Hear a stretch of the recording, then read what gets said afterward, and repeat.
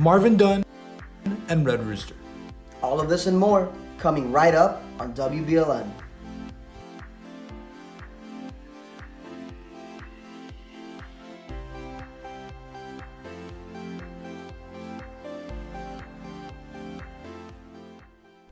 Good morning, Wolverines. I'm Daniel Casariego. And I'm Manny Rodriguez. Marvin Dunn is a well-known author of the Black community here in Florida. He shares his input on the importance of Black history. Dr. Dunn is an author of countless books relating to the history of African Americans in Florida. Dunn moved to Miami in 1951 when he was 11 and grew up in segregated schools here in Miami-Dade. I had the privilege to interview Dr. Dunn and talk about how government can help fight systemic racism, how education can help teach students about Black history, and why he wrote his books. Well, you know, the fact is we have enough laws in the books already. For example, we have voting rights. We have the Voting Rights Act of which was extremely important in terms of assuring that Black people could vote in places where their right to vote was denied. What has happened since that law was passed is that it has been chipped away, so that some states you might as well not even have the Voting Rights Act. So it's not that we need more laws; we need to enforce the laws we already have.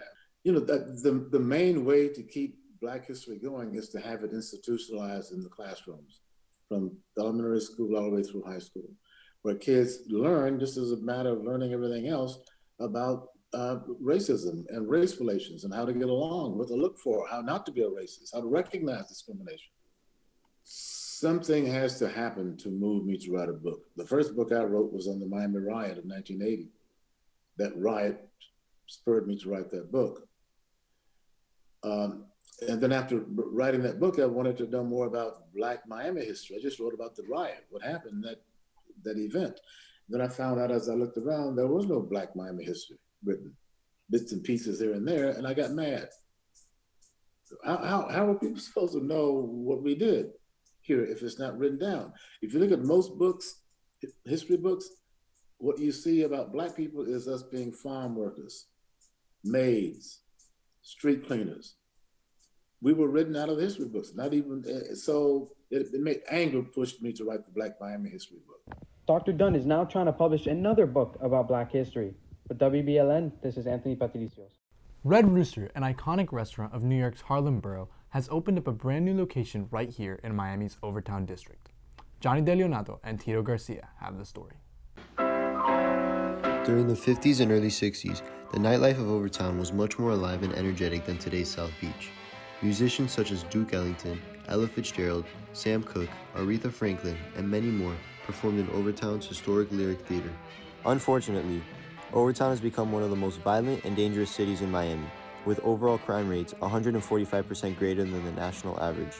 However, one specific spot has helped bring the community together and bring back the nightlife and energy that hasn't been seen for years. What was the purpose of establishing Red Rooster in Overtown? So, if you guys are familiar with the ones from New York, right, Harlem, we wanted to take like a historical Black neighborhood and a community and just really highlight the history that it has. What we wanted to do was really showcase the history of this neighborhood and what it used to be. So it's actually the community that provides for us, honestly, through staff, through its history, through its culture. So what we try to do is we try to provide jobs, including the community.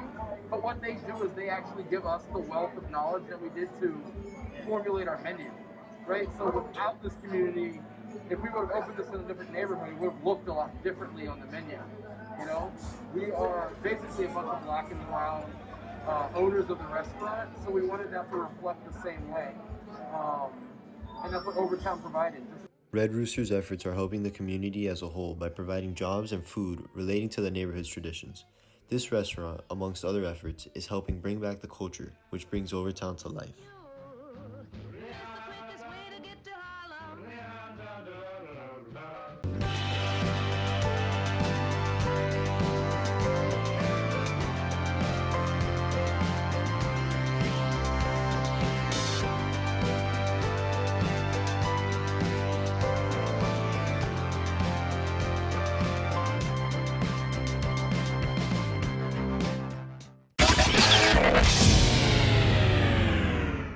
On Wednesday, the varsity baseball team kicked off their season with a 4-3 win against Miami Christian. Seniors Jackson Pedro and Francis Cruz pitched an amazing game to help secure the win. Wednesday, the Belen soccer team faced off against Archbishop McCarthy in the regional quarterfinals. The Wolverines were able to pull off the win with a score of 2-0. They now play in the regional semifinals on Saturday at 7 p.m. Thursday, the lacrosse team is going to face off against Westminster High School in the first game of the season. Now going to the NBA, the Miami Heat continue to struggle with another loss to the Golden State Warriors. The Miami Heat were up by 19 points at halftime and 12 points into the fourth quarter, and then continued to choke and lost the game in overtime 120-112. Now back to the desk. Thanks, Patricios. That's all for this week. Be sure to follow us on Twitter, Instagram, and Facebook. From all of us here, stay safe and stay golden, Wolverines.